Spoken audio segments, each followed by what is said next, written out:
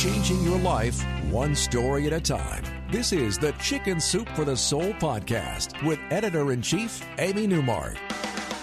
Hey, it's Amy Newmark with an exciting new topic for today's podcast. It's Friend Friday, and I'm pleased to bring back Kelly Sullivan Walden for the second part of our look at our new book, Chicken Soup for the Soul, Dreams and the Unexplainable.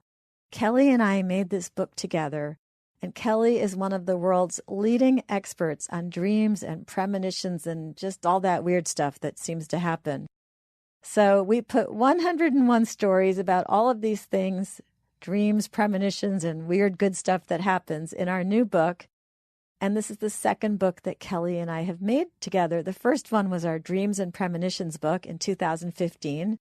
Now we have our new Dreams and the Unexplainable book. And Kelly also wrote a story for the book that came out right before this one, Chicken Soup for the Soul, My Kind of America.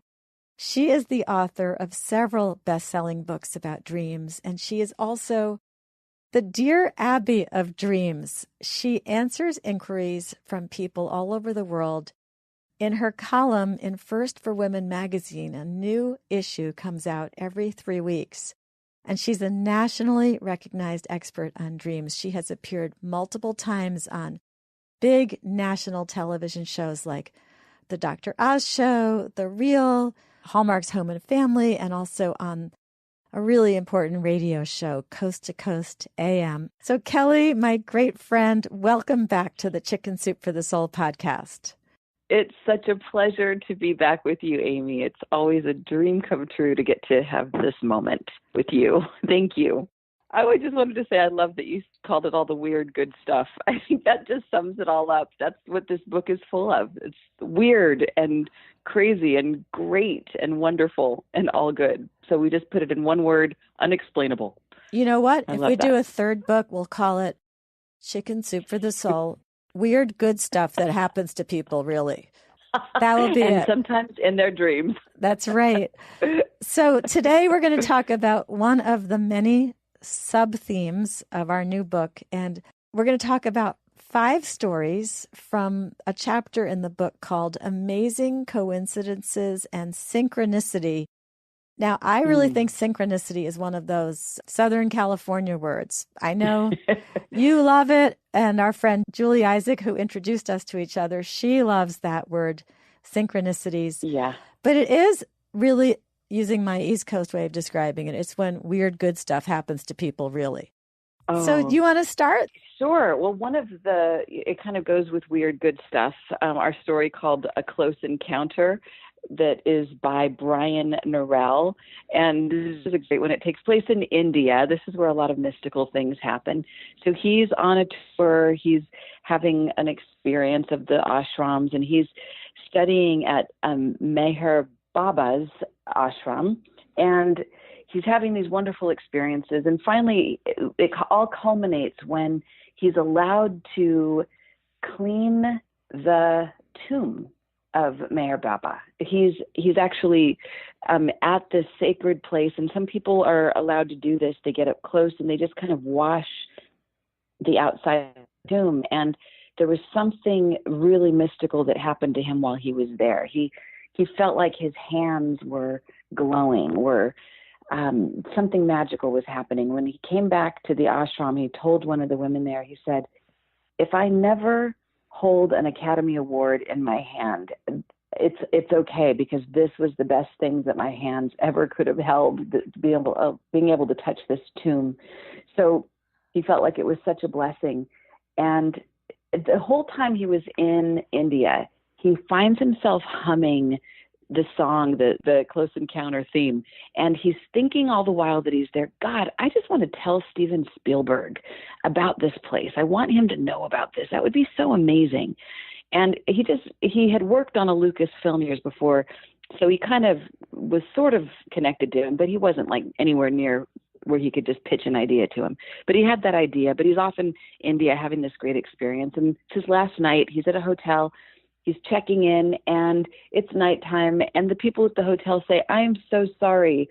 We are full tonight, and there's no room for you to stay here. So after having such a lovely journey, he's dejected and he's feeling kind of bummed that he has to go out in the dark night and try to find a hotel. And as he approaches the exit, who walks in, and he literally bumps into Steven Spielberg. Steven Spielberg was there with a group of other major filmmakers. And he says, "What are you doing here?" And they were scouting for one of the Indiana Jones films. And they end up talking, having a lovely dinner. Steven Spielberg asked the person at the hotel, "Could you bend the rules a little and give him a room?" Of course, they give him a room. And he gets to share with him everything that he had been envisioning as he was there in India. He gets to tell him all about Meher Baba's tomb, and he has this incredible experience. And maybe he didn't get to hold an Oscar in his hand, but he got to have a night with one of the most Hollywood elite directors. And he says at the end of the story that he wonders which tune he should hum next, because that will help him manifest whatever it is he's wanting to manifest next. So that was kind of a weird, good, woo-woo, magical story, I think. That was. And then the next one in the book is about somebody basically fantasizing about meeting somebody who he has absolutely no chance of meeting. Mm-hmm. And then he does. So Let's talk about Amanda Lee's story, which is called Attraction in Action. Oh, I love this story, and I'm covered in goosebumps, and it's warm here in Southern California. So the woo-woo good stuff, telltale sign is when you get covered in goosebumps. I love this story, and it's not just because I was personally involved in this story. It's because on its own, it's amazing.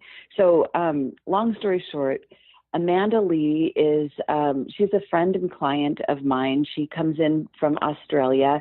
She doesn't come in very often, but she happens to take this trip to do some work with me and my husband, and some filming and some personal development kind of stuff. Anyway, she decides to bring her kids with her because this is going to be, she thinks they're old enough to really enjoy it. And her son, Andrew, his one session in life is P-Rod. And this is a skateboarder. His real name is Paul Rodriguez. For people who are older than teenagers, you might know his father, who is Paul Rodriguez Sr. He's a comedian. Anyway, P-Rod is this little boy Andrew's obsession. He's a skateboarder, and he looks up to P-Rod. He thinks he's the greatest skateboarder ever, and says, "Mom, if we go to California, do you think I'll meet P-Rod?" And Amanda has one of those parenting moments of, do I set him up for disappointment, or I don't want to smash his dreams, but because she's a law of attraction coach, and she's been teaching her kids really well kind of some of these principles. She says, well, if you set an intention, then let it go. You never know. Something could happen. Put it out there. Let it go. So they have the trip. She's having a wonderful experience, and I get to meet her and her kids. And the night before we're about to do our work with each other, I get to meet Andrew, and I say, "Oh, what celebrity in Los Angeles do you want to meet?" Thinking that he's going to say Johnny Depp, and he says P-Rod. And of course, I don't know what the heck a P-Rod is, but he describes him to me, tells me the whole story. And do you think you can help me meet him? I said, I don't know every celebrity in Los Angeles, but I certainly don't know any skateboarding celebrities. That's really not my demographic, but you never know. So I'll put it on my radar. Anyway, so Amanda and I do our work together. We're at our studio, and we had made a very elaborate plan to have her kids be babysat and go to Disneyland, go to the Hollywood Walk of Fame, do all the fun kid stuff and not do any of the boring adult stuff. But the babysitter fell through, and they had to be dropped off at the studio right towards the end of the day. They were leaving the following day. So they're at the studio, and I look at Andrew and I say out loud, "Oh, you should have brought your skateboard, because there's all this cavernous space. This would be a fun place to ride a skateboard." My husband overhears and says, "Who likes to ride skateboards?" And I say, "Oh, Andrew over here likes to." He said, "Oh, I think we've got a neighbor that likes to ride skateboard." When we first moved in here, before we had our Wi-Fi set up, we borrowed his internet without telling him, obviously, bad us. But it was, his password was something like, or the name of the Wi-Fi was Rod Skate. And all of a sudden, Andrew's eyes grew as big as saucers, and he went running outside. He just bolted outside. And we all thought, where is he going? What is he doing? But rod, skate, that's weird. He runs outside. We all go out into the back, an area that I would never normally go into. It's where all the trash cans are. It's not a pretty entrance, so I hardly ever go out there. But we're back there, and all of a sudden, I see all these little skater boys out there. I'd never seen anything with a skateboard in the years that we had been at the studio. There's like 5 or 6 little boys in their skater helmets and skateboards. And Andrew says to these boys, "Is P-Rod coming?" And they all nod their head and they say yes. And all of a sudden, Andrew notices he has seen so many P-Rod videos.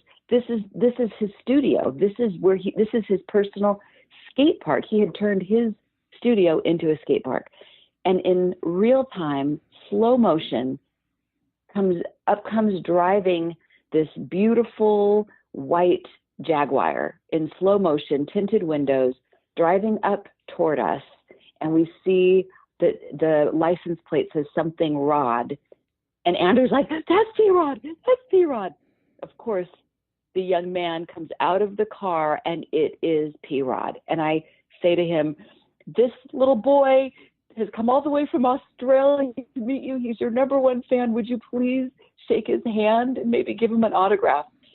And long story short, that we spent like probably an hour with them. And P-Rod, Paul Rodriguez Jr. signed a hat, shirt, both of his shoes, his skateboard, everything. And this little boy, Andrew, it wasn't just a make his day kind of a thing. It has made his life. He's like a local celebrity in Australia. You know that he's got a magic touch, that he really knows how to work the law of attraction. He is attraction in action. Out of 4 million people, he magnetized him. P-Rod came to him. That is really amazing. Incredible. That really is. Now, the next story we're going to talk about by Will Zeilinger, our dinner partner, also is just the most amazing coincidence that blew my mind. So let's talk about this one, because this one just seems so improbable, but it just proves that truth is definitely stranger than fiction. Yes. So, if you have ever been on a cruise, you're assigned to people that sit at your dinner table, and you always sit with them. And you might not know them, but you become friends with them by the end of the cruise. And Will is on a cruise to Alaska with his wife, Janet, and they're having a lovely time, and they meet this couple, and they find out that they're all about the same age. And 3 of them are from Georgia, a couple they're from Tennessee. And they find some kind of very basic, superficial things that they have in common, and it's all fine. And then on the last night, Will says something about the fact that his mother was from the Philippines and his older sister was born there. And he says in 1948, his parents and his 11-month-old sister sailed on an American president line to San Francisco. And interestingly, Hannah, the wife of the couple that they were sitting with, blonde-haired, blue-eyed woman from Tennessee, puts her fork down and says, with a slight Southern accent, she says, "I was also born in the Philippines." Her family was Czech, and he had worked for a manufacturing company, but they had to leave abruptly during the war. And there's many different things that happen here, but basically Hannah, they established residence in the U.S., but Hannah had to come by herself on a boat, on a cruise line, all the way from the Philippines to the United States. She was only 6 years old in 1942. So she tells this story, and of course, Will is thinking, wow, I mean, there's so many people that came over from the Philippines during that time. There's no way my family would know her, but that's such an interesting coincidence. And he comes home from the cruise, and he's going through some papers, and he discovers that, in fact, we're on the very same cruise ship. He finds the manifest of the ship, and he sees the names of his father and mother and 11-month-old sister, and directly above their names is Hannah's name. And it says that she was 6 years old and that she was Czech.